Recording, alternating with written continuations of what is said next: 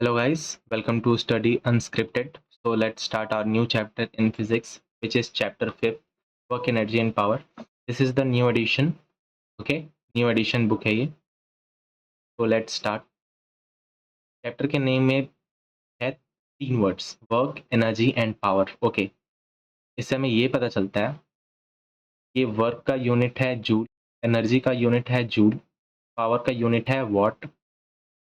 Joule इसकी dimension होगी ml2 e-2. Power की यूनिट वॉट की यूनिट होगी, सॉरी डायमेंशंस होंगी ml2 t-3 because watt is equal to joule per second.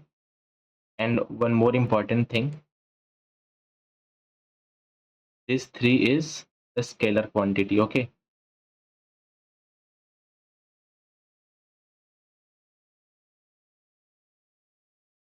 these are scalar quantities. So let's start.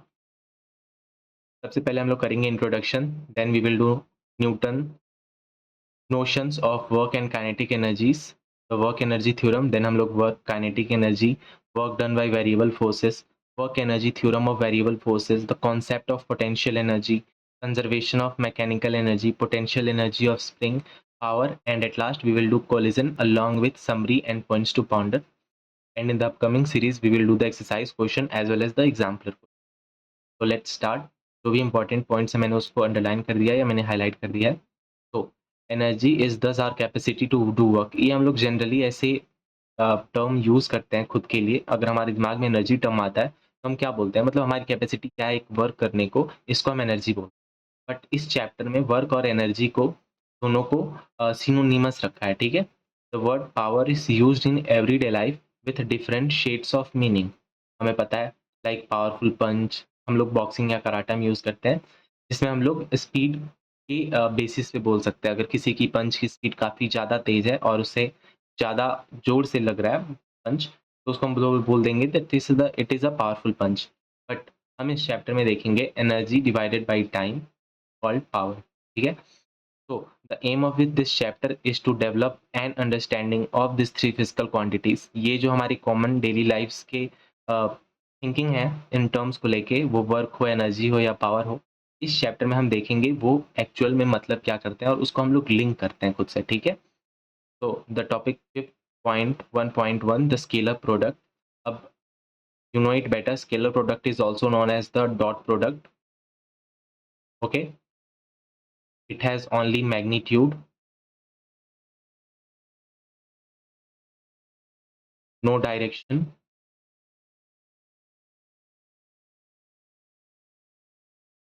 Example हो जाएंगे scalar के, example होते हैं like distance, speed, work, energy, power. Okay. तो the scalar product और dot product of any two vectors A and B denoted as A dot B. ठीक है. अब यहाँ पे देखो, यहाँ पे स्केलर प्रोडक्ट लिया है, यहाँ पे ए और बी दोनों एक एक वेक्टर हैं, और दोनों को जब स्केलर प्रोडक्ट ले रहा है then it is A B cos theta. Okay. The scalar product by multiplying two vectors. अब ये जो हमारा जो प्रोडक्ट आया that is the scalar. But यहाँ पे जो हमने अपने जो सपोज करो जो हमने दो रिएक्टेंट्स लिए, मतलब जो हमारे दो मेन है वो वेक्टर हैं और दो वेक्टर्स का हमने स्केलर प्रोडक्ट किया. ओके.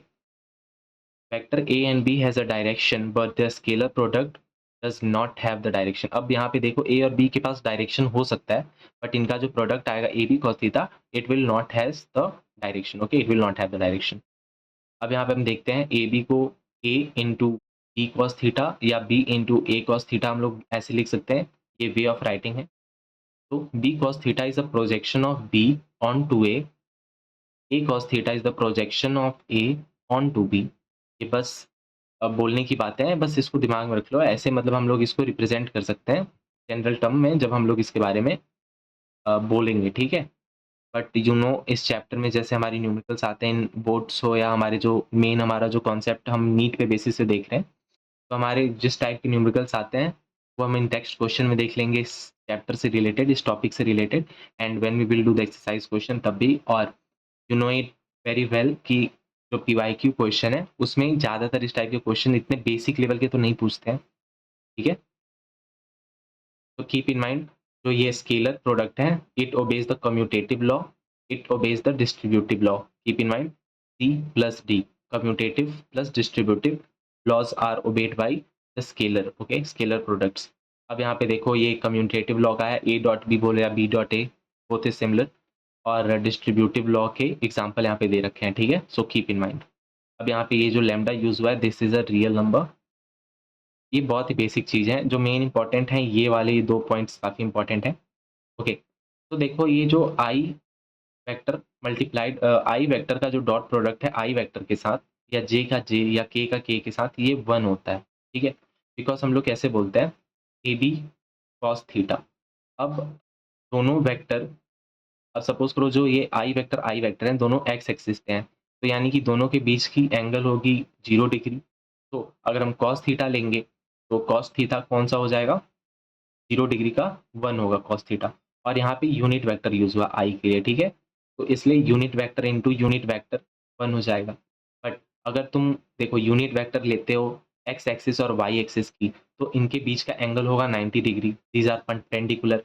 और जब cos 90 हम बोलते हैं so that is equal to 0। ऐसे कॉन्सेप्ट बिल्ड करते चलना है, हमें रट्टा नहीं मारना, ओके। तो कीप इन माइंड। अब हम देखते हैं अपने नेक्स्ट पॉइंट को। तो अब बाकी इन चीज़ों में कुछ नहीं दे रखा, ये बस एक्स एक्सिस और वाई एक्सिस में रिप्रेजेंट करके दिखा रहे हैं, this is not that important. Now point number 2, यहाँ पे देखो A dot P is equal to 0।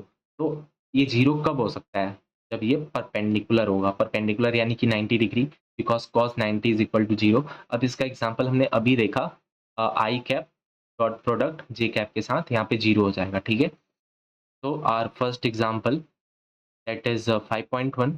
अब यहाँ पे पूछ क्या रहा है, find the angle between force, okay, यहाँ पे दे रखा फोर्स को, एंड डिस्प्लेसमेंट यहाँ पे दे रखा, also find the projection of F on D, ठीक है। तो let's find the dot product of F D. तो हम आई कैप को मल्टीप्लाई कर लेंगे तो ये हो जाएगा 15, देन जे कैप को रखेंगे तो ये हो जाएगा +16, और के कैप को मल्टीप्लाई करेंगे तो ये हो जाएगा -15, ठीक है। तो इट इज़ इक्वल टू 16। तो हमारा जो ये यूनिट होगा एफ डी का, देखो ये रहा 16, ठीक है। Now projection of F on D हम जब फाइंड आउट करेंगे तो इसके लिए हमें ये जो थीटा निकालना होगा, ओके। तो इसका फॉर्मूला नोट डाउन कर लो, ये कर लो, ये है इसका फॉर्मूला। पहले हम एफ ऑन डी निकालेंगे, फाइंड आउट करेंगे, जो हमने फाइंड आउट किया which is equal to 16। Then हम लोग मैग्नीट्यूड लेंगे एफ का अलग और डी का अलग, ओके। तो देखो मैग्नीट्यूड हमने कैसे लिया है, एफ का डॉट प्रोडक्ट एफ के साथ, ओके। तो स्क्वायरिंग हो गया, तो जो हमारा ये 3 था इसका 9 हो जाएगा, 4 का 16 और 5 का 25। और ये जब माइनस है तो जब हम स्क्वायर करते हैं तो ये पॉजिटिव हो जाएगा मैग्नीट्यूड इसका। So it is equal to 50 units, and very similar D का भी 50 यूनिट्स आएगा। और इसका जब हम मैग्नीट्यूड लेंगे एफ और डी का, तो ये हमारा आ जाएगा √50 and √50 which is equal to only 50, and we will get our cos theta as equal to 0.32, okay. तो हमारा theta is equal to cos inverse 0.32। So this is the projection of F on D. Keep in mind, ये formula दिमाग में रहना चाहिए, अगर इस type के क्वेश्चन आते हैं तो गलत ना हो, ओके। तो this is showing the scalar product of two vectors A and B. यहाँ पे देखो ये ए वेक्टर है और ये बी वेक्टर है, बट इनका जो प्रोडक्ट है वो आ रहा है स्केलर, एंड इसको हम लोग जनरली रिप्रेजेंट करते हैं cos थीटा के साथ, ठीक है। Now b cos theta is the projection of B onto a, ये हमने देखा था टेक्स्ट में, and a cos theta is the projection of A onto B। ये रहा B cos theta, it is the projection of B onto A, ठीक है। ये रहा ना projection of B onto A। बस दिमाग में रखो इस चीज़ को, इससे इस टर्म से तो क्वेश्चन नहीं अराइज किए जा सकते। तो topic 5.2 that is notion of work and kinetic energy, the work energy theorem, ठीक है। The following relation for rectilinear motion, ये रेक्टिलिनियर मोशन का हमने डेफिनेशन एनसीईआरटी से देख रखा है। It was present in kinematics 1 जिसमें हमने देखा था motion in straight line is called the rectilinear motion, ठीक है, अंडर द कांस्टेंट एक्सेलरेशन ए। तो ये हमारा एक फार्मूला देखा था हमने काइनेमेटिक्स में, v² - u² = 2as। अब इसको अगर हमको रिलेट करना है वर्क एनर्जी थ्योरम के साथ, then we will have to multiply m/2 on both side. Okay, तो अब देखो क्या वैल्यू आ रहा। जब हमने 1/2 m को मल्टीप्लाई करा बोथ साइड, तो this is like half mv square minus half mu square. There v stands for final velocity whereas the u stand for the initial velocity, and 2as को अगर हम half m से multiply करेंगे then we will get the value of mas। तो ma is equal to force and s is the displacement, तो force into displacement. तो हमने बहुत आसानी से कौन सा फॉर्मूला डिराइव कर लिया, final kinetic energy minus initial kinetic energy is equal to work done. Okay, now let's see the different part. अब यहाँ पे सेम चीज को इसने रिपीट कर रखा है, पर देख लेते हैं इसको एक बार, ठीक है। Where the last step follow the Newton second law. ये जो हमारा एम ए था, एम ए जो था ये न्यूटन सेकेंड लॉ का है। तो we can generalise equation 5.2 to 3 dimensions by employing the vector. ये रहा ए और डी जो है एक्सेलरेशन एंड डिस्प्लेसमेंट है, वी नो दिस। और हम लोग यहाँ पे मल्टीप्लाई करें m/2 से बोथ साइड में, ये हमने देख लिया था। Now the next important statement is we call each of this quantities as the kinetic energy denoted by K. ये जो half mv square minus half mu square था, ठीक है। So kinetic energy final minus kinetic energy initial is equal to work which is f into D, and this is the work energy theorem, ठीक है।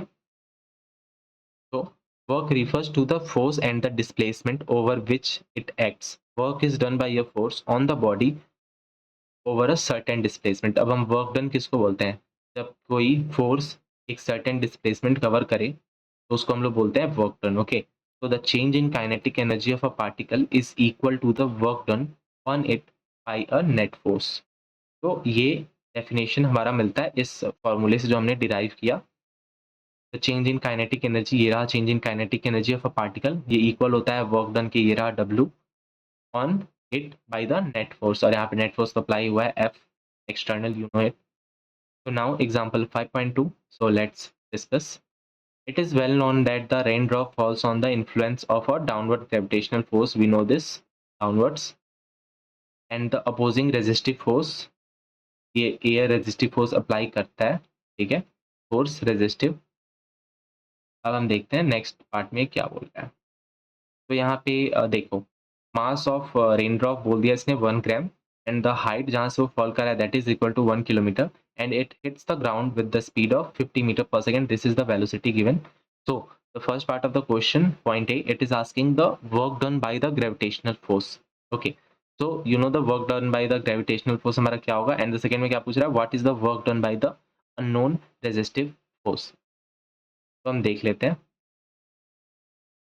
यहाँ पे delta की ये change in kinetic energy निकाल रखा है फर्स्ट में, ठीक है। तो यहाँ पे देखो क्या आएगा, वेलोसिटी हमारा दे रखा था, इनिशियल वेलोसिटी में पता नहीं था, ठीक है, हमने फाइंड आउट कर लिया। ये आया 1.25 joule. We have assumed that rain drop is initially at rest. पहले हमने अज्यूम किया था रेस्ट रहता, तभी तो हमने यहाँ पे जीरो लिया था। तो चेंज इन काइनेटिक एनर्जी हमारा जो आया that is equal to 1.25 joule, ठीक है। ये बस कीप इन माइंड वाला चीज है, इसको बस दिमाग में रखना है। अब हम देखते हैं फर्स्ट पार्ट इस क्वेश्चन का। So what is the work done by the gravitational force? You know the work done by the gravitational force is equal to mgh, and mgh, m का यहाँ पे वैल्यू है 1 gram which is equal to 1 into 1 divided by 1000 kg multiplied by g multiplied by h is 1 kilometre यानी कि 1000 metres. Okay, तो हमारा answer आता है work done by gravity is equal to 10 joule. But you should also keep one thing in mind कि ये जो हमारा वर्क डन बाई जो ग्रेविटी है ये माइनस में होगा, बिकॉज ये जो हमारा यहाँ पे हम लोग जो ग्रेविटेशनल एक्सेलरेशन यूज करते हैं that is equal to -10, because this is downwards. Okay, ये नीचे की तरफ लग रहा है, दैट इज द रीजन। तो हमने फाइंड आउट कर लिया ग्रेविटेशनल फोर्स। तो now the next part is what is the work done by the unknown resistive force. हमने एक फॉर्मूला देखा था, that was the work energy theorem, which is equal to the change in kinetic energy is equal to the all type of work done. Okay, तो different type के जो हो सकते हैं नॉन कंजर्वेटिव फोर्सेस से, और जो होते हैं work done by the conservative forces, ठीक है। तो ये होता है लाइक बाप-ऑफ-ऑल थ्योरम से हर जगह अप्लाई होता है, वो कंजर्वेटिव हो या नॉन कंजर्वेटिव फोर्स से वर्क डन हो रहा हो। तो इसके बारे में हम अच्छे से आगे देखेंगे अपकमिंग टॉपिक में। बट इस कॉन्सेप्ट से इस क्वेश्चन को हम लोग सॉल्व करते हैं। ओके, तो हमने चेंज इन काइनेटिक एनर्जी क्या निकाला था? That was equal to 1.25 joule, जो हमने फर्स्ट इक्वेशन यहाँ पे मार्क करा है, ठीक है? And this is equal to work done by the non-conservative force. Non-conservative force means the force which is path dependent. उसको path से मतलब है, and जिसको path से मतलब होगा वो होगा resistive force. Okay, तो it is equal to, suppose करो x हमने मान लिया, and plus हम करेंगे the work done by the conservative force, and the conservative force is the path independent. उसको बस initial and final position से मतलब होता है, so that is equal to -10. So we can say that the value of x is, okay, the value of x is, अब यहाँ पे देखो इसने क्या करा ना, इसने जो सॉल्व करा है इसने, यहाँ पे इसने निगेटिव कंसीडर नहीं किया है। देखो यहाँ पे g का वैल्यू इसने कांस्टेंट लिया है विच इज इक्वल टू यहाँ पे 10 लिया है, ठीक है? तो हम यहाँ पे एक चीज को देख सकते हैं, जो हमारा जो वर्क डन बाई ग्रेविटी होगा, इसको हम पॉजिटिव अगर लेंगे तो एक कंडीशन तो फिक्स है, वो है हमारा जो रेजिस्टिव फोर्स होगा वो निगेटिव होगा, बिकॉज वो अपोज करेगा इस ग्रेविटी का। ओके, तो हम इसको ऐसे लिख सकते हैं, ये इसको हम लोग माइनस में इसके वैल्यू का मूल्य हमें निकालना होगा, ठीक है? रेजिस्टिव फोर्स के वैल्यू को हमें माइनस निकालना होगा। तो हमारा वैल्यू कुछ ऐसे आएगा, हम एक्स को बाहर लेंगे और 10 माइनस 1.25 करेंगे। ओके, तो it is equal to 8.75 joule. अभी हमारा है रेजिस्टिव फोर्स, और रेजिस्टिव फोर्स हमारे होंगे माइनस में, ठीक है? तो कीप इन माइंड। ओके, यहाँ पे लिखा भी है the work done by the resistive force on the rain drop दस इज निगेटिव। ओके, तो इस क्वेश्चन में हमें ये सीखने को मिला, जो यहाँ पे वर्क डन बाय ग्रेविटी था, यहाँ पे पॉजिटिव था which was equal to 10 joule, and हमने जो वर्क एनर्जी थ्योरम लगाया which was equal to kinetic energy plus work done by gravity plus work done by the resistive force is equal to, ये हमारा work energy theorem से हमने ये formula निकाला। Then हमने work done by the resistive force को बाहर निकाला और kinetic energy which was equal to 1.25 और सब्सट्रैक्ट कर लिया 10 को, जो हमारा वर्क डन बाय पॉजिटिव था, जो ग्रेविटी था, एंड हमारा वैल्यू आ गया -8.75, and this is the resistive force से किया हुआ वर्क। ओके, तो the work done by the resistive force हो गया। Then topic 5.3 that is work. तो अब हम देखते हैं ये क्या बोलना चाहता है। As we seen earlier, work is related to the force and the displacement over which it acts. Okay, अब हमें एक चीज को ध्यान रखना है, जो हमारा ये वर्क डन होता है that is equal to F D. Okay, तो यहाँ पे जो फोर्स और डिस्प्लेसमेंट होगा ना, ये हम सेम डायरेक्शन में लेना है, ठीक है? Direction displacement along the force लेना है हमें, ठीक है? अब एग्जांपल देखो, ये डिस्प्लेसमेंट इधर हो रहा है, ठीक है? तो हमें फोर्स भी इस डायरेक्शन में लेना होगा। तो हमारा ये आ जाएगा F sine theta, and this would be F cos theta. तो हमारा आंसर आएगा एफ डी कॉस थीटा, ये हमारा होगा वर्क डन, ठीक है? तो let's move to the next page. देखो, अब मैं एक चीज बताना चाहता हूँ, ठीक है? अब ये जरूरी नहीं है कि हम लोग ऐसे बोलते आते ना कि work done is equal to F D cos theta. This is not fix, this cos is not fix, ठीक है? ये कॉस फिक्स नहीं है, यहाँ पे हम लोग साइन भी लिख सकते हैं। ये डिपेंड करता है ऑन सिचुएशन। अब फॉर एग्जांपल मैं साइन वाली सिचुएशन क्रिएट करता हूँ एक जगह। This is the mass m and this is the direction of force and this is theta. Okay, and this is the displacement. तो यहाँ पे वर्क डन क्या होगा, यहाँ पे पहले हम कंपोनेंट निकालेंगे along the direction of displacement. So this would be F sine theta, and our work done will be equal to F D sine theta, ठीक है? Again F D sine theta. तो ऑलवेज कीप इन माइंड कि ये cos it is not fixed, ये बस इसलिए आया है because we have to keep the displacement and force in the same direction. Okay, we have to keep the force in the direction of the displacement. अब हम देखते हैं हमारा क्या बोलता है next statement, work done by the force is defined to be the product of a component of force in the direction of the displacement, ये हमने समझ लिया अच्छे से, and the magnitude of this displacement, ये हमने काफी अच्छे से समझ लिया विथ एग्जाम्पल। ओके, तो if there is no displacement there is no work done even if the force is large.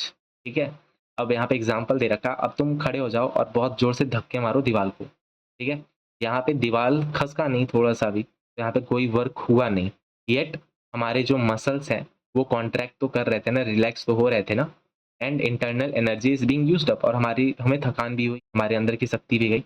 दस the meaning of work in physics is different from its uses in everyday language, हमें ये चीज़ तो पता चला physics में और everyday uses में काफ़ी अंतर है, क्योंकि हमने फिजिक्स में क्या देखा कि दीवार मूव नहीं किया, यानी हम जिस काम को करना चाहते थे वो हमसे हुआ नहीं, then the work done is equal to zero. मतलब काफ़ी हद तक this is like the mentality of society, if the work is not completed then you have puted your zero energy. ठीक है, भले तुम इंटरनली जो भी थकान हुई हो, जितना भी मेहनत कराओ, दैट डजेंट मैटर्स। ओके, तो कीप इन माइंड। अब हम देखते हैं what are the conditions in which the no work is done. यहाँ पे तीन कंडीशंस दे रखे हैं, let's read one by one. The first one, if the displacement is zero as seen in the above example. अब जैसे कि एक एग्जांपल देखा, weight lifter is holding 150 kg mass steadily on his shoulder for 30 seconds, work done is zero. ठीक है, on the load during this time.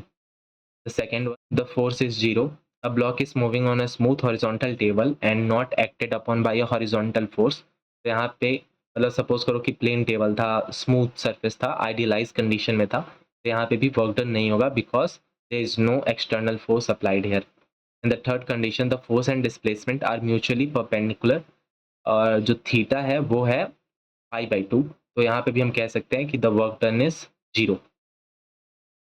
ठीक है, तो the block moving on a smooth horizontal table the gravitational force mg does not work. अब हमने जैसे second example में देखा था कि एक टेबल है, ठीक है, दिस इज द टेबल, और यहाँ पे एक रखा है block, and the block is moving horizontally. ठीक है, डिस्प्लेसमेंट हो रहा है, and this is smooth table. ठीक है, but you know very well यहाँ पे इसका वेट अप्लाई होगा, gravitational force which is equal to mg। तो हम कह सकते हैं ना कि एम जी का वैल्यू तुम्हारा न्यूटन में होता है ना, तो ये काफ़ी हद तक फोर्स जैसा साउंड कर रहा है। तो ये देखो, इसका अप्लाइड वेट और ये दोनों परपेंडिकुलर है, ठीक है, 90 डिग्री है, तो यहाँ पे भी वर्क डन हम नहीं मैटर नहीं करता बिकॉज दैट इज 90। ठीक है, और अगर हम cos 90 देखें तो it is equal to zero. The block moving on the smooth horizontal table the gravitational force mg does no work as it acts on a right angle to the displacement. Now, the highlighted portion is, if we assume that the moon's orbit around the Earth is perfectly circular, then the Earth gravitational force does no work. The moon instantaneous displacement is tangential, while the Earth force is radially inwards and π/2 90 degree. अगर हम बोल दें कि ये जो हमारा पृथ्वी है और ये जो सूरज है एक परफेक्टली एक सर्कुलर चक्कर मार रहा है, ठीक है, ठीक है, किसी इंस्टेंट पे, किसी इंस्टेंट पे देखो ये सर्कुलर तो है, बट अगर हम बहुत छोटे इंस्टेंट पे देखें जहाँ डेल्टा टी अप्रोच करे जीरो को, तो वहाँ पे ये डिस्प्लेसमेंट जो होगा वो टेंजेंशियल होगा। ठीक है, और ये रहा हमारा फोर्स ऑफ ग्रेविटेशन जो एक्ट करता है मून पे, तो यहाँ पे भी वर्क डन जीरो हो गया। ठीक है, work done is equal to zero. तो we can say that work can be both positive and negative depending upon the theta. Okay, तो अगर थीटा हमारा between 0 degree and 90 degree है, then we will say that the work is positive because after multiplying it with the value, putting on the value of cos, we will get a positive answer. अगर हमारा theta 90 से लेकर 180 के बीच में है, then we'll get the negative value because हमें cos theta ही negative मिलेगा, then after multiplying with the force and the displacement we will get our negative answer। ठीक है, तो keep in mind, for example यहाँ पे cos 180 का value जैसे कि -1 होता है ना। ओके, अब हमने ये वाला पोर्शन देख रखा है, dimension of work which is ml/t-2। While starting the chapter हमने इसको देख रखा था। ये जूल इसका यूनिट होता है, ऐसा यूनिट, एंड ये साइंटिस्ट जिसके नाम पे रखा गया था that he was the forms British physicist name James Prescott Joule. Since work and energy are so widely used in physics, concept alternative units would end some of this list of 5.1 वाले point में. That is not that important paragraph to read. ठीक है. So these are different unit for Joule. ठीक है. तो यहाँ पे हम लोग यूज करते हैं ERG अर्ग, that is equal to 10 to the power minus 7 joule. This is one of the important unit. ये मिलता भी है. 1 electron volt means kinetic energy is equal to Q multiplied by V. ठीक है. Kinetic energy is equal to Q multiplied by V. और यहाँ पे Q का वैल्यू था 1.6 into 10 to the power 19 and volt था 1 वोल्ट. तो this become equal to 10 to the power minus 19 joule. And the fourth one is calorie which is equal to 4.86 joule. और इसको हम लोग जनरली ऐसे भी करते हैं 4.2 joule. Okay. And the last one is the kilowatt hour. And this is the unit of energy. इस चीज को ध्यान देना बिकॉज ये हमें इलेक्ट्रिक पावर का जब बिल आता है हमारे घर पे तो सेम यूनिट में यूज हुआ रहता है. तभी ये यूज कैसे होता है. KWH देखो, K यानी कि किलो वॉट, W ठीक है 1000 watt multiplied by hour. Hour को अगर सेकेंड में करो तो it is equal to 3600 second which is equal to 3.6 into 10 to the power 6 joule. तो हमने डिराइव कर दिया किलोवाट आवर को. So keep in mind. Now example 5.3 that is a cyclist comes to a skidding stop in 10 meter. During this process the net force on the cycle due to the road is 200 newton and the directly opposed to the motion. ठीक है. मतलब ये frictional force से ही ना रुकेगा अगर इसको रोकना है तो. लेकिन ये स्किड करते हुआ आ रहा था, ये भी चीज़ ध्यान में देखना. तो हमें पहले क्या फाइंड करना है. How much work does the road done on the bicycle. मतलब रोड ने क्या वर्क डन करा साइकिल पे. And how much work does the cycle do on the road. ठीक है. अब यहाँ पे कीप इन माइंड वो वाला एग्जांपल जिसमें हम दीवार को धक्का मारते थे, दीवार मूव नहीं करता तो वर्क डन हो जाता था 0. ठीक है. तो वो वाला चीज़ अप्लाई होगा. So let's see. पहले हम देखते हैं अपने पॉइंट ए को. तो आप देखते हैं पहले क्या लिखा. Work done on the cycle by the road is the work done by the stopping frictional force. Cycle रुकना था तो फ्रिक्शनल फोर्स से ही रुकेगा ना. ओके. अब हम देखते हैं. अब यहाँ पे देखो जो फ्रिक्शनल फोर्स होता है वो अपोजिट एक्ट करता है. सपोज करो कि उसका डिस्प्लेसमेंट इस डायरेक्शन में हो रहा था तो फ्रिक्शनल फोर्स इस डायरेक्शन में एक्ट करेगा तभी तो उसको रोक पाएगा. ठीक है. तो यहाँ पे एंगल उसका लिया है 180 degree which is pi radian. Then work done by the resistive या frictional force is equal to FD cos theta. यहाँ पे वैल्यू ऑफ फोर्स दे रखा है 200 newton. Distance covered is 10 metre and cos pi is equal to -1 which is equal to -2000 joule. Okay. तो हमारा ये 1 का आंसर, ए का आंसर है because this is a type of a resistive force के द्वारा किया गया काम. तो keep in mind. And second part में मैं फाइंड आउट करना था work does the cycle do on the road. अब साइकिल ने क्या वर्क करा रोड पे. अब according to Newton's third law of motion action और reaction on both body is equal. ठीक है. बट फोर्स इक्वल होता है, वर्क डन नहीं. ठीक है. Keep in mind Newton's third law an equal and opposite force act on the road due to the cycle.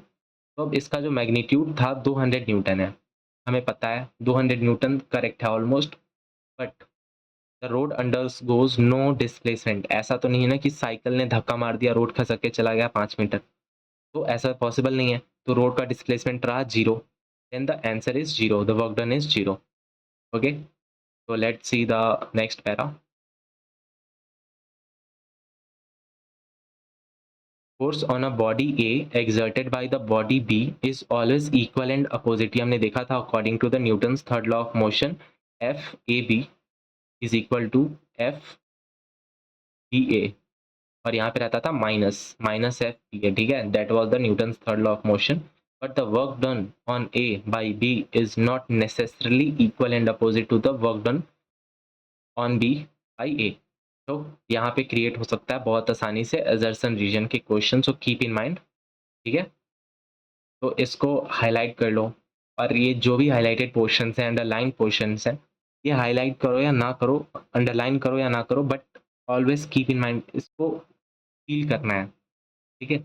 As मैं जो revise कर रहा हूँ या मैं बता रहा हूँ, I am feeling it, okay, because mind में इसका एक पिक्चर क्रिएट करना होगा, विजुअलाइज करना होगा, हाँ ऐसे वर्क हो रहा है, then you will have the clear understanding, okay.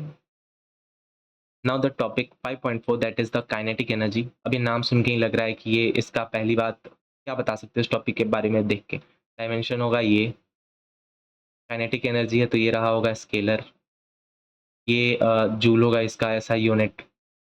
ये चीज़ें हम देख के बस बता सकते हैं। तो अब हम देखते हैं ये क्या बोल रहा है, ठीक है। काइनेटिक एनर्जी का फॉर्मूला होता है half M we square, we all know this, and it is a scalar quantity. The kinetic energy of an object is a measure of work, is a measure of an work an object can do by the virtue of its motion, because velocity use हो रहा है ना, तो हम कह सकते हैं ना यहाँ पे डिस्प्लेसमेंट का तो कोई काम है नहीं, बिकॉज काइनेटिक एनर्जी में हम देख रहे हैं एक ऑब्जेक्ट है जिसकी वर्क करने की टेंडेंसी हम उसके मोशन से डिटरमाइन कर रहे हैं, half M we square, okay. तो यहाँ पे डिफरेंट एग्जांपल्स दे रखे हैं जिससे हम लोग रिलेट कर रहे हैं उसके मास को और उसके स्पीड को। After putting the value in the half M we square we are getting this value. तो दिस इज क्वाइट सिंपल, इसको देखने की भी जरूरत नहीं है, ठीक है। बस फॉर्मूला याद रखो, half M we square, that is quite enough ना। यहाँ पे कुछ वैसी नहीं है चीज़ें जो हाईलाइट करी जा सके और एग्जाम में क्रिएट हो सके question. So now example 5.4, let's see ये क्या बोलना चाहता है। A ballistic demonstration of police officer fire a bullet of mass 50 grams। तो हम 50 ग्राम्स को लिख सकते हैं 50 डिवाइडेड बाई 1000 kg। इसको हमने यूनिट कन्वर्जन कर दिया, ठीक है। With a speed of 200 metre second on a soft plywood of thickness 200 centimetre which is equal to 2/100 meters। The bullet emerges with only 10% of the initial kinetic energy, यानी कि 90% हो गया है लॉस। तो what is the emergent speed of the bullet. तो पहले हम निकालते हैं इसकी फुल कैपेसिटी क्या रही होगी, हाफ एम वी स्क्वायर। तो इसकी जो टोटल काइनेटिक एनर्जी रही होगी वो रही होगी 200 इंटू 5, वो रही होगी नहीं 20 इंटू 5, वो रही होगी 1000 जूल। ये कब की मैं बातें कर रहा हूँ, जब इसके पास 100% एनर्जी थी, ठीक है, initial kinetic energy. But after वो प्लाईवुड से 2 सेंटीमीटर के प्लाईवुड से गया, उसकी 90% लॉस हो गई और बच गया 10%। तो 1000 जूल का 10% होगा 100 जूल, ठीक है। तो इस 100 जूल में हम वैल्यू पुट करते हैं, तो हाफ एम वी एक्स जो हमें फाइंड करना है, V X square equal to 100। तो यहाँ पे हमें मास पता है, सो हम अब इसको एलिमिनेट करते हैं और फाइंड आउट करते हैं, ठीक है। तो ये हमारा वैल्यू आएगा 100 इंटू 2 डिवाइडेड बाई केजी में हम कन्वर्ट करते हैं ना 50 ग्राम्स को, तो ये हो जाएगा 50/100, ठीक है। तो हमारा वैल्यू आएगा 63.2, ओके। ये क्वाइट कॉमन है और क्वाइट सिंपल, ये मतलब अगर क्वेश्चन ढंग से पढ़ लिया तो सॉल्व कर सकते हो, इसमें कुछ ज़्यादा प्रॉब्लम वाली चीज़ नहीं थी। यहाँ पे जो स्पीड है वो रिड्यूस हो रहा है अप्रॉक्सीमेटली बाई 68%, नॉट बाई 90%, ठीक है। अब ये बोलना क्या चाहता है, अब ये बोल रहे हैं ना कि हमारा जो वेलोसिटी था वो पहले हमारा था कितना 200, बट हमारा जो फाइनल वेलोसिटी जो बचा आफ्टर लॉस वो बचा कितना 63। तो यहाँ पे हमारा लॉस हो गया 68% का, बट हमारी जो एनर्जी लॉस है which is equal to half M we square, that is equal to 90%। तो माइंड में अलग रखना है कि लॉस इन काइनेटिक एनर्जी जो 90% थी वो इक्वल नहीं है लॉस इन द स्पीड या वेलोसिटी, क्योंकि वो लॉस कम है थोड़ी सी, 90 नहीं है वो 68 है। बिकॉज आप देख रहे हो ना वो वी स्क्वायर था एनर्जी में और यहाँ पे सिर्फ वी है वेलोसिटी का। तो now next topic, that is topic 5.5, that the work done by a variable forces। variable forces यानी कि जो fixed forces नहीं है, क्योंकि एक कांस्टेंट फोर्स होना काफ़ी रेयर है आजकल के सिचुएशन में। आइडियलाइज कंडीशन में हम लोग ऐसा लेते हैं कांस्टेंट फोर्स, जैसे हमने 10 न्यूटन ले लिया, 20 न्यूटन ले लिया, but in real situation constant force is very rare. तो अब हम इसको फाइंड आउट करने के लिए यहाँ पे देखो हमने कैसा टर्म यूज़ करा है, एफ एक्स, यानी कि फोर्स वेरिएबल। यहाँ पे जो डायग्राम यूज़ हुआ है इसको हम लेटर ऑन समझते हैं नीचे में, ठीक है। यहाँ पे कुछ नहीं है, ये सपोज करो जो तुम्हारा एफ ग्राफ होता है, तो इसका जो एरिया होगा, area that is equal to the work done, ठीक है। बट यहाँ पे देखो फोर्स यहाँ पे वेरिएबल है ना, ऊपर जा रहा नीचे जा रहा, ठीक है। ये फोर्स वेरिएबल है, फिक्स्ड फोर्स नहीं है। अब हम इसको एग्जाम्पल से समझते हैं, जो ये डाउन साइड दे रखा है, बिकॉज क्वेश्चन प्रैक्टिस करके उस कॉन्सेप्ट को समझ लेना इट्स क्वाइट ईजी, क्योंकि स्टेटमेंट के लिए हमें मेनली टॉपिक्स को रीड करना पड़ रहा है, but to understand the concept the best way is to just practice the question, okay. जो एनसीईआरटी का क्वेश्चन है that is best to do, और हम लोग बहुत जल्द एक्सरसाइज भी करने वाले हैं इन द अपकमिंग सीरीज। ये हमने कर रखा है एग्जाम्पल, देखो हमने इन टेक्स्ट कवर कर लिया while reading the chapter, and we will do the exercise in the next series, and then we will do the exampler in the next series, और ये वीडियोस आते जाएंगे, ठीक है। व्यूज जो भी हैं, सब्सक्राइबर्स जो भी हैं। Example 5.5, a woman pushes a trunk in a railway platform which has a rough surface, ठीक है। रफ सरफेस है तो यहाँ पे कुछ फ्रिक्शनल फोर्स लग रहा होगा। ये अप्लाइज अ फोर्स, देखो इनिशियली वो 100 न्यूटन का फोर्स लगा रही थी, 10 मीटर तक तो उसने लगा दिया, उसके बाद वो थक गई, टायर्ड हो गई, और उसका जो फोर्स करने का जो टेंडेंसी था वो घट के 50 न्यूटन रह गया, और अंततः उसने 20 मीटर तक धक्का मार दिया है, जब तक वो 50 न्यूटन तक थी। लेकिन 100 न्यूटन से तो उसने 10 मीटर तक धक्का मारा है, यानी कि 50 न्यूटन से उसने 10 मीटर और धक्का मारा है, ठीक है। तो अब हम पहले बनाते हैं इसका ग्राफ। देखो ये इसने ग्राफ ना रखा, let me make you understand ये ग्राफ कहना क्या चाहता है। This is force, this is displacement, ये रहा, ठीक है। तो ये देखो पहले हमने लिया है 100, तो 100 से ये कांस्टेंट गया है 10 मीटर तक अकॉर्डिंग टू क्वेश्चन, बट वो लीनियरली डिक्रीज कर रहा है टिल 50, ठीक है, टिल 50, बिकॉज वो लेडी टायर्ड हो गई थी, ठीक है। तो अब हम निकालेंगे इसका वर्क डन। अब वर्क डन निकालने के लिए the best way is to find the area of the shaded region. पहले शेडेड रीजन का हमने निकालना है एरिया, तो that is equal to 1000 joule plus, अब इस रीजन का हमें एरिया निकालना है, ठीक है। तो ये पैरेललोग्राम जैसा दिख रहा है, तो इसका फाइंड करने का एरिया ये होता है पैरेललोग्राम का हाफ मल्टीप्लाइड बाई इसके साइड्स की लेंथ, ठीक है, that is 100 and that is 50, यानी कि 100 plus 50 multiplied by the distance, ये हो गया 10, मतलब ये जो है ना 10 इसको बोल रहा है, तो that is equal to 1500 divided by 2 which is equal to 750। तो हम कह सकते हैं 1000 plus 750 is equal to 1750 joules. Calculate the work done by the two forces over 20 metre. तो इसने कर लगा दिया है टोटल 1750 जूल के बराबर। देखो यहाँ रहा हमारा आंसर, ओके। और ये ट्रेपीजियम था, जो ये CEID था ना, ये ट्रेपीजियम था, और इसके ट्रेपीजियम के एरिया को फाइंड करने का फॉर्मूला पता होना चाहिए। ये जो दोनों पैरेलल साइड्स हैं इनके साइड्स को ऐड कर दो, और जो भी इनका जो बेस है उससे मल्टीप्लाई कर दो, या जो भी डिस्टेंस कवर्ड है, ठीक है। अब और कुछ पूछ रहा है क्या क्वेश्चन में? यहाँ पे पूछ रहा है फ्रिक्शनल फोर्स भी, ठीक है। Plot the force applied by the women and the frictional forces which is 50 Newton. यहाँ पे फ्रिक्शनल फोर्स बोल रखा है 50 न्यूटन, और डिस्प्लेसमेंट हमारा दे रखा है 20 मीटर, तो it is equal to the 1000 metre, और फ्रिक्शनल है तो निगेटिव होनी चाहिए, तो 1000 joule. The area of the area on the negative side of the force axis has a negative sign, okay। और इस ग्राफ्स को हमने यहाँ पे रिप्रेजेंट कर रखा है -50, बस keep in mind, and questions ऐसे ही सॉल्व करने हैं। इन टेक्स्ट क्वेश्चन ट्राई करो कि वीडियो पॉज कर लो एंड सॉल्व, और फिर देखो कि मैंने कैसे सॉल्व करा, ठीक है। अगर सेम तरीके से है तो बेटर है, और अलग तरीके से भी करा तो और अच्छी बात है। Now the next topic, which is 5.6, the work energy theorem for a variable forces, okay। अब हम देखते हैं, we are now familiar with the concept of work and kinetic energy to prove the work energy theorem for a variable forces, okay। and यहाँ पे दे रखा है value, the time rate for change in kinetic energy is, यहाँ पे इसने find out करा है। यहाँ पे देखो फोर्स इंटू वेलोसिटी है, पावर का पावर है, पावर में कन्वर्ट हो गया, ठीक है। इसने कुछ नहीं कर रखा है, इसने फालतू का डेरिवेशन करा रखा है, मैं डेरिवेशन से कोई ज़्यादा मतलब है नहीं।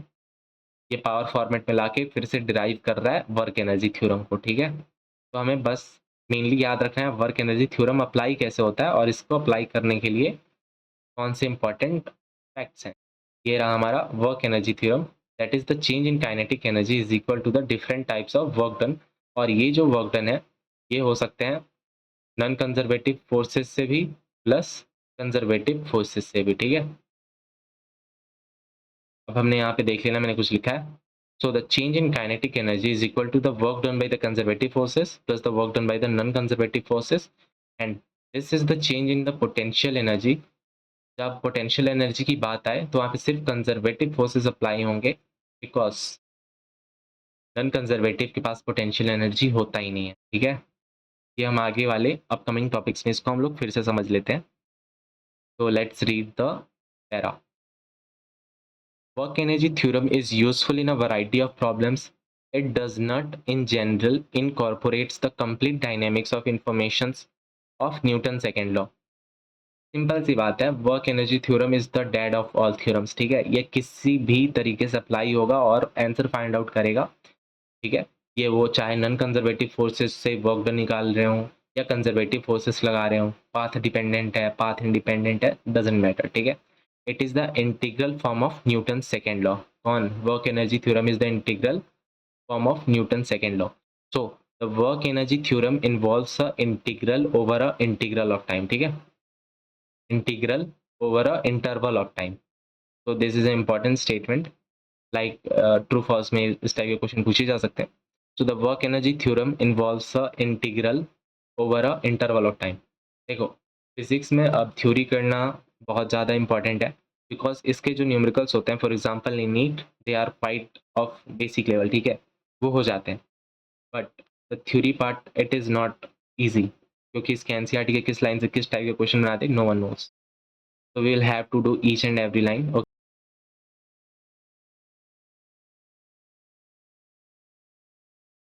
so हमारे नेक्स्ट टॉपिक में दो इंपॉर्टेंट स्टेटमेंट हैं, वो कुछ ऐसे हैं, ठीक है। Highlight this. Newton second law for 2 और 3D in a vector form, whereas the work energy theorem is in a scalar form.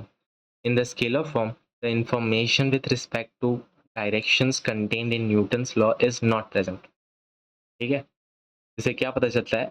इससे एक ऑब्जर्वेशन मिलती है कि जो न्यूटन सेकेंड लॉ थे वो 2D या 3D में अप्लाई होते थे एक वेक्टोरियल फॉर्म से, बट हमारा जो वर्क एनर्जी थ्योरम है ये एक स्केलर फॉर्म है, इसमें हमें डायरेक्शन से कोई मतलब नहीं है। We have to focus on the magnitude part, और बस यही बोल रहा है कि इसमें कोई डायरेक्शन का एस्पेक्ट या कोई रोल नहीं है, जैसे कि सेकेंड लॉ में था, न्यूटन सेकेंड NLM 2 में था, ओके। अब हम देखते हैं एग्जाम्पल 5.6। ये देखने में क्वाइट कॉम्प्लेक्स दिख रहा है, तो लेट्स सी। अब इसका मास दे रखा है 1 kg, moving on a horizontal surface with the speed, initial speed दे रखा है, in a rough patch ranging from initial distance दे रखा है, फाइनल डिस्टेंस दे रखा है, the retarding force on the block and the range is inversely. अब यहाँ पे रिटार्डिंग फोर्स भी दे रखा है, ओके, और इसके डिफरेंट वैल्यूज भी दे रखे हैं, ठीक है। और यहाँ पे वैल्यू ऑफ के दे रखा है, ये जो ये कांस्टेंट यहाँ पे यूज हुआ है उसके लिए। So what is the final kinetic energy and final speed of the block as it crosses the patch. तो हम लोग चलते हैं स्टेप बाय स्टेप। तो पहले होता है हमारा change in kinetic energy, it is equal to the work done, और यहाँ पे है नॉन कंजर्वेटिव फोर्स, बिकॉज यहाँ पे हुआ है resistive force use, and resistive force या फ्रिक्शनल फोर्स, टेंशन हो या नॉर्मल फोर्स हो, ये होते हैं non conservative because they are path dependent, okay. हम कह सकते हैं kinetic energy final minus kinetic energy initial, it is equal to work done by the non conservative force. तो हम इसको ऐसे लिख लेते हैं। देखो अब ये नॉन कंजर्वेटिव रिटार्डिंग है, यानी कि एक टाइप का फ्रिक्शनल है, ठीक है। तो माइनस के x into D x. D x क्यों मैं बताता हूँ क्यों। बिकॉज माइनस के एक्स इज द फोर्स और D x is the displacement, तभी तो होगा work done, and this is the initial and this is the final kinetic energy. तो हमें फाइंड आउट करना है फाइनल काइनेटिक एनर्जी, ठीक है। अब इसके जो सॉल्यूशन इसमें जो है वो क्वाइट कॉम्प्लेक्स है देखने में, तो मैं उसको इजी तरीके से बता रहा हूँ। तो हम काइनेटिक एनर्जी जो फाइनल है इसको हम ऐसे लिख सकते हैं, काइनेटिक एनर्जी इनिशियल हमने इधर को इधर भेज दिया, माइनस के एक्स इंटू डी एक्स। अब यहाँ पे हम करेंगे इंटीग्रेशन, ठीक है। इंटीग्रेशन क्यों? बिकॉज एफ इंटू डी को हम कर सकते हैं ना इंटीग्रेट, और यहाँ पे जो वैल्यू है एक्स के वो डिफरेंट थे, ठीक है। तो यहाँ पे एक्स का वैल्यू क्या दे रखा था, देखो यहाँ पे 0.1 से लेके 2.01, तो 0.1 से लेके 2.01, ओके। तो हम अब इसको ऐसे सॉल्व करते हैं, ये जो k तो है अपना कांस्टेंट है, ठीक है, ये है अपना कांस्टेंट। तो kinetic energy final is equal to kinetic energy initial जो है हमारा, उसका वैल्यू क्या यहाँ पे दे रखा है, लेट्स फाइंड। हाँ, हाफ एम वी स्क्वायर से हम निकाल सकते हैं ना। तो kinetic energy initial equal to half M we square, it is equal to 2 joule. तो this is value for kinetic energy initial, it is equal to 2। अब यहाँ पे माइनस करेंगे इस वाले वैल्यू को, तो यहाँ पे हम लिख सकते हैं माइनस के, और अब हम इसको इंटीग्रेट करेंगे तो हमारा कुछ ऐसा हो जाएगा, ln natural log 2.01 divided by 0.1। ये अब हम एक कैलकुलस के फॉर्मूले को यूज़ कर रहे हैं, ठीक है। तो देखो कैलकुलस तो फॉर नीट ज़्यादा नहीं देखना होता, बट जो एग्जाम्पल्स या जो एक्सरसाइज क्वेश्चन में इस टाइप के हैं उसके तो पता होने ही चाहिए, तो इस चीज़ को ध्यान में रखो, ठीक है। तो हम ऐसे लिख सकते हैं kinetic energy final it is equal to 2 minus K का वैल्यू है 1.2 अकॉर्डिंग टू द क्वेश्चन, और नेचुरल लॉग को हम लोग लिख सकते हैं 2.3 2.3 इंटू लॉग, और 2.01 divided by 1 it is equal to 20.1। तो 2 माइनस 1/2 इंटू 2.3, और लॉग 20 का वैल्यू हो सकता है लॉग 10। देखो लॉग 20 हम ऐसे लिख सकते हैं ना, लॉग 20 इसको हम ऐसे लिख सकते हैं 10 sorry 2 into 10 to the power 2 into 10 to the power 1, ठीक है। तो इसको ऐसे लिख सकते हैं 10 to the power 1 it is equal to हो जाएगा 1, और 2 का वैल्यू होता है 0.3, तो ये हो जाएगा 1.3, ठीक है। तो अब इसको हम इस साइड सॉल्व करते हैं, ध्यान से देखो।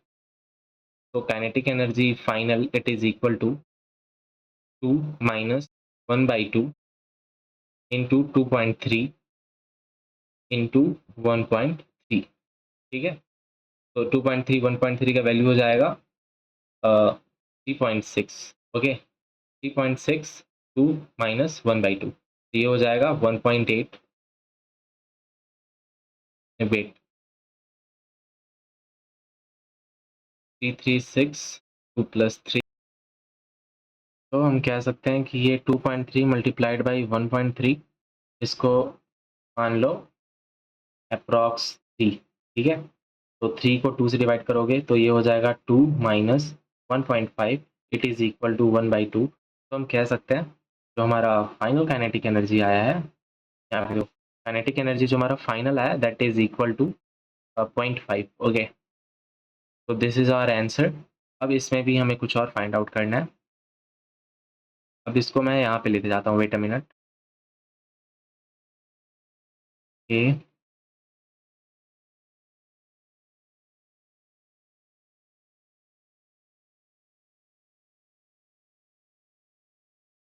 मैं बाहर लेते जाता हूँ, ओके। देख रहा हूँ क्वाइट अ कॉम्प्लेक्स है। तो अब हमने क्या निकाला, हमने निकाला kinetic energy final that is equal to 1/2 और 0.5। नाउ वी हैव टू, देखो ये हमारा वैल्यू आ गया। Now we have to find the final velocity, so that is equal to half M V F square it is equal to, जो हमारा final value था it was 1/2, तो 1/2 cancel out, okay. V final and then V F is equal to 1/m,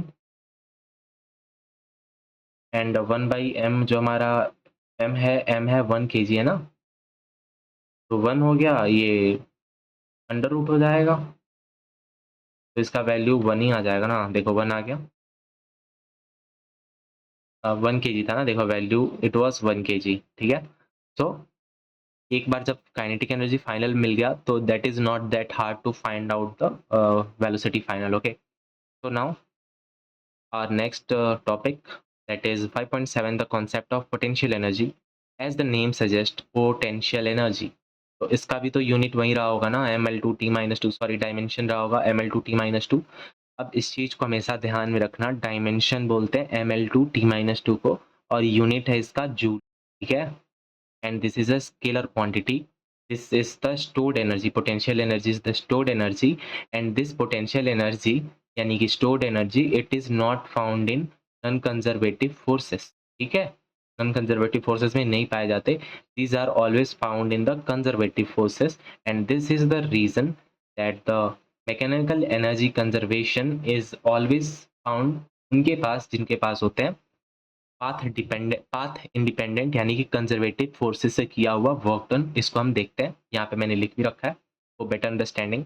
ये सारे NCERT के points हैं जो मैंने एक जगह इकट्ठे कर दिए हैं, ठीक है। तो let's read. The earth crust is not uniform. पता है धरती हमारी यूनिफॉर्म नहीं है। It is discontinuous and dislocations are called fault lines. अब देखो फॉर एग्जांपल हमारी अर्थ कुछ ऐसी रही होगी, ठीक है। अब मैं इसको ड्रॉ कर देता हूँ प्रॉपरली। हमारी अर्थ कुछ ऐसी रही होगी, ठीक है, इसका शेप कुछ ऐसा रहा होगा, बट हमें दिखता कैसा है? हमें दिखता है वो सर्कुलर, ठीक है। तो ये रहा हमारा धरती, ओके, और ये जो इसमें भर गया वाटर।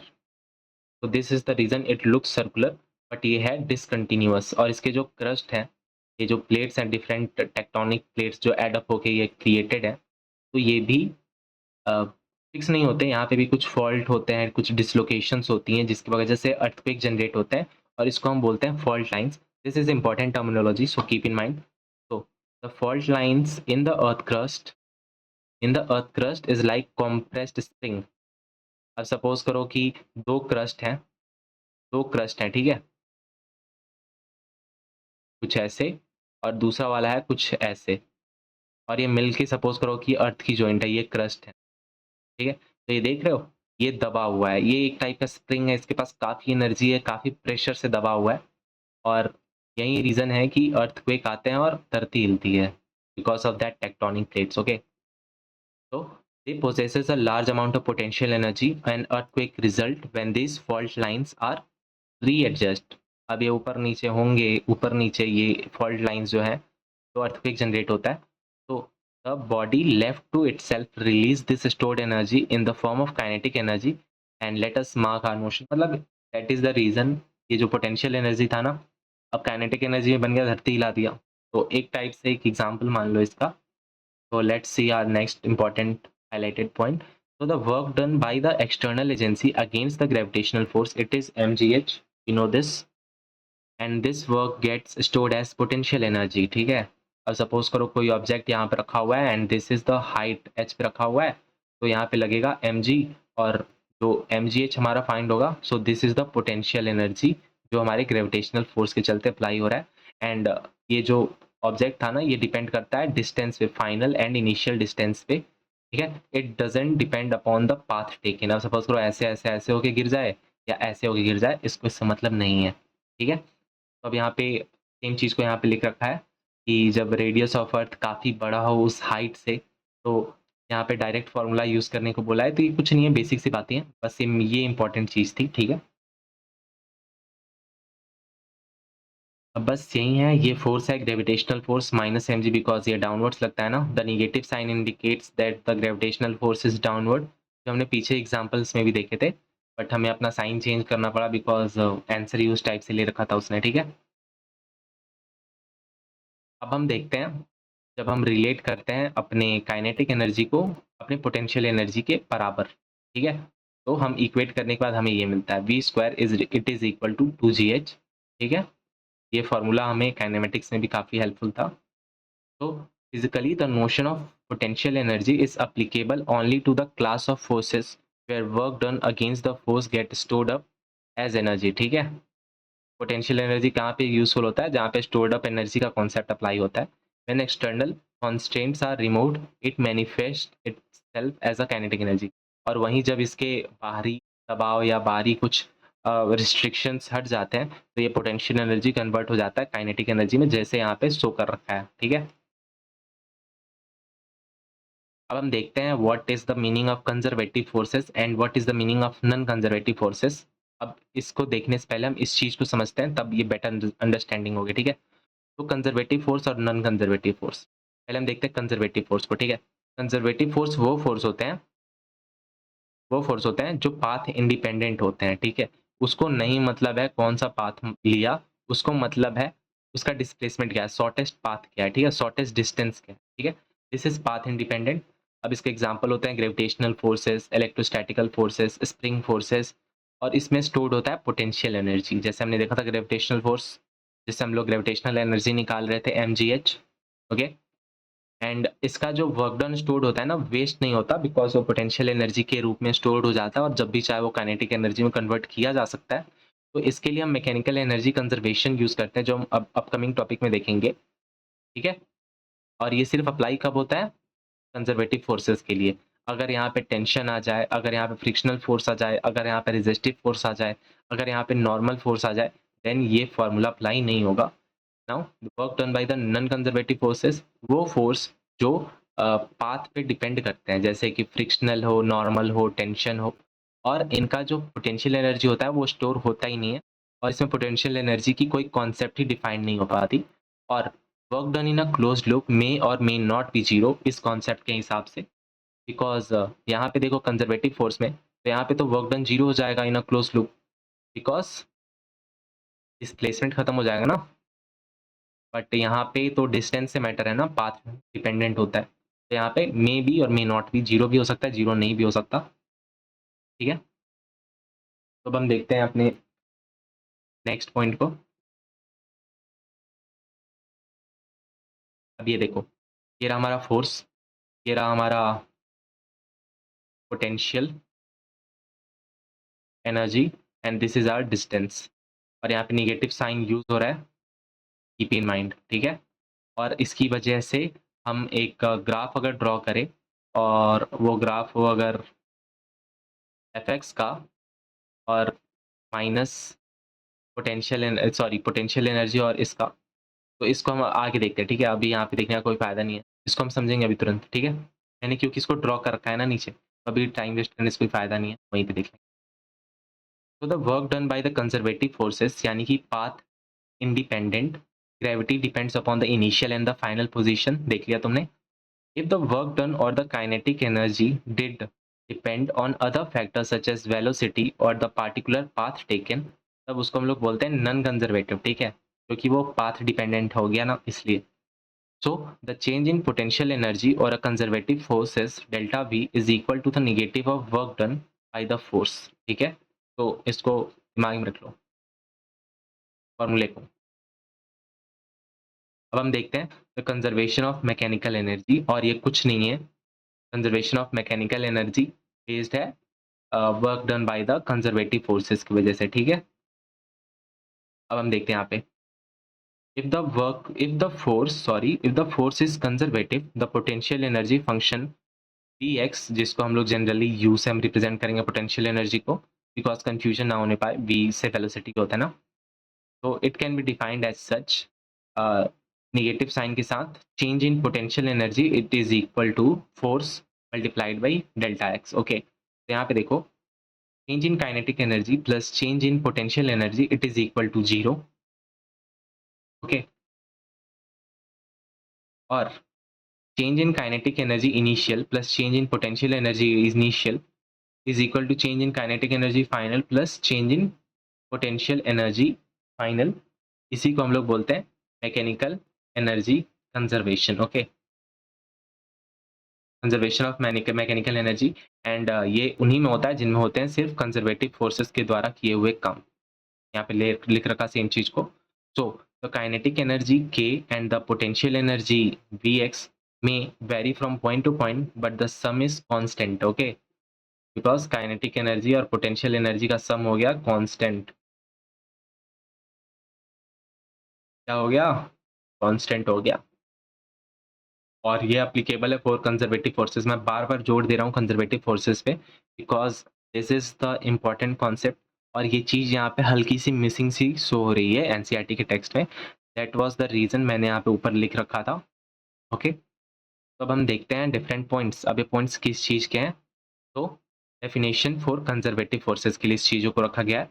तो the force is conservative if it can derive from a scalar quantity potential energy से बाय द रिलेशन। अब ये रहा वो रिलेशन, ठीक है। अब ये जो du बाई डी एक्स है ना, वेट अ मिनट, ये जो du बाई डी एक्स है, ये है पोटेंशियल ग्रेडियंट, मतलब पोटेंशियल डिवाइडेड बाय लेंथ या डिस्टेंस। और ये du बाई डी एक्स होता है वेक्टर क्वांटिटी। बट अगर तुम सिर्फ du की बात करो तो ये होता है स्केलर, ओके। और ये इक्वल होता है कंजर्वेटिव, ठीक है, ओके, हो गया, बाकी कुछ नहीं है। द सेकंड पॉइंट में क्या है? The work done by the conservative force, हमने काफी अच्छे से देख लिया कंजर्वेटिव फोर्स को, depends only on the ends point, यानी कि पाथ इंडिपेंडेंट है ये। And this can be work done it is equal to kinetic energy final minus kinetic energy initial. और ये इक्वल किसके हो गया? Potential initial minus potential final के, ठीक है। तो कीप इन माइंड, ठीक है। Work done by the conservative forces, तो उसका जो हम लोग क्लोज्ड पाथ लेंगे तो वो होता है जीरो। ये हमने एक देख लिया था, बिकॉज डिस्प्लेसमेंट जीरो हो जाता है। अब हम देखते हैं important definition. The total mechanical energy of a system is conserved if the forces doing work on it are conservative, यानी कि पाथ इंडिपेंडेंट। और इसके एग्जांपल हमने देख रखे हैं, ग्रेविटेशनल फोर्स, स्प्रिंग फोर्स हो या इलेक्ट्रोस्टैटिक फोर्स हो, ठीक है। अब यहाँ पे कुछ नहीं, यहाँ पे mgh वाले फॉर्मूले को दिखा रहा है, conservation of potential energy to kinetic energy by a ball mass m drop. अब यहाँ पे कुछ नहीं करेगा, बोलेगा mgh is equal to half mv square, ठीक है। देखा, ये रहा, ये कर दिया इसने, mgh is equal to half mv square. और यहाँ से इसने अपनी वेलोसिटी फाइनल की वैल्यू निकाल ली। तो ये आपको अच्छे से समझ में आ चुका है। Now next important highlighted statement देखते हैं। एट द हाइट एच, जो हमने देखा था, the energy is purely potential. अब सपोज करो ये हमारा सरफेस है, अगर कोई ऑब्जेक्ट ये रखा हुआ है हाइट पे, एच पे, तो यहाँ पे जो पोटेंशियल एनर्जी है ना, जो एनर्जी है वो प्योरली पोटेंशियल है, स्टोर्ड एनर्जी है। और ये कन्वर्ट हो जाता है काइनेटिक एनर्जी जब वो हिट करता है ग्राउंड को, ठीक है, ग्राउंड लेवल पर आने पे। और ये दिखाता है कंजर्वेशन ऑफ मैकेनिकल एनर्जी को, जो रहा फॉर्मूला ये वाला, ओके। तो let's see our next example, that is example 5.7। अब देखते हैं ये क्या बोल रहा है, ओके। पहली बात, अब इसके लिए हम देखेंगे कुछ ऐसी चीज़ें जो हमें मेमोराइज करने में ही फ़ायदा है, ठीक है। इसको ड्राइव करने में हमें कोई फ़ायदा नहीं है। पहली चीज़ याद रख लो, यहाँ पे एट द लोएस्ट पॉइंट जो तुम्हारा वेलोसिटी मिनिमम होनी चाहिए, ताकि अगर इस वेलोसिटी में रहे तो वो कंप्लीट सर्कल कर सके, ठीक है। वेट अ मिनट, अगर उस मिनिमम वेलोसिटी से फेंको तो कंप्लीट सर्कल कंप्लीट कर सके, वो है √5 GL, ठीक है। बस इस चीज़ को याद कर लो, बाकी हम लोग डिराइव कर सकते हैं। बट ये चीज़ भी जो बेसिक वाली है उनको याद रखनी चाहिए। जो ये v पे होगा, b पे, यहाँ पे जो वेलोसिटी होंगी जिससे कंप्लीट कर सके सर्कल, वो होता है √3 GL। और जो टॉप मोस्ट पॉइंट पे √GL होनी चाहिए, ताकि वो कंप्लीट कर सके अपनी सर्कल को, ठीक है।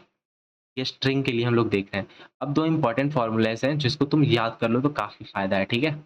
टेंशन के लिए mv²L minus 2mg plus 3mg cos theta, this is very important formula. इसको रट लो, दीवार पे लिख लो, कोई मतलब नहीं है, ठीक है। बिकॉज अब हम इसे डिराइव करते हैं टेंशन को। अब बिना कुछ सोचे तुम डिराइव कर सकते हो। फॉर एग्जाम्पल, तुम्हें टेंशन निकालना है इस पोजीशन पे, ठीक है। तो अब ये तुम वर्टिकल से देखो तो ये 0 डिग्री है, 0 डिग्री है ना, ठीक है। तब यहाँ पे रखो तुम 0 डिग्री। तो अब हम निकालते हैं यहाँ पे टेंशन एट ए, इस फॉर्मूले पर अप्लाई करके। तो mv²m v0² L ऐसे ही रह जाएगा, minus 2mg plus 3mg cos theta, and theta it is equal to 0 यानी कि 1। तो minus 2mg plus 3mg it is equal to plus mg। तो ये हो गया हमारा टेंशन एट ए। काफ़ी आसान तरीके से हमने निकाल लिया, हमें कोई मतलब ही नहीं है डायग्राम से, ठीक है। ये फॉर्मूला याद रहना चाहिए। अब हमें निकालना है टेंशन एट हम सी निकालते हैं, ठीक है। टॉप मोस्ट पॉइंट पे निकालते हैं टेंशन एट सी। तो यहाँ पे टॉप मोस्ट पॉइंट पे तुम्हारा एंगल क्या हो जाएगा वर्टिकल से? 180 हो जाएगा ना, उल्टा हो गया। यहाँ पे क्या हो जाएगा? -2mg plus 3mg cos theta, cos 80 ले लो तो -1। तो ये हो जाएगा M V not square L minus 5 mg। देख रहे हो, ये हो गया माइनस 5 mg और ये हो गया प्लस mg।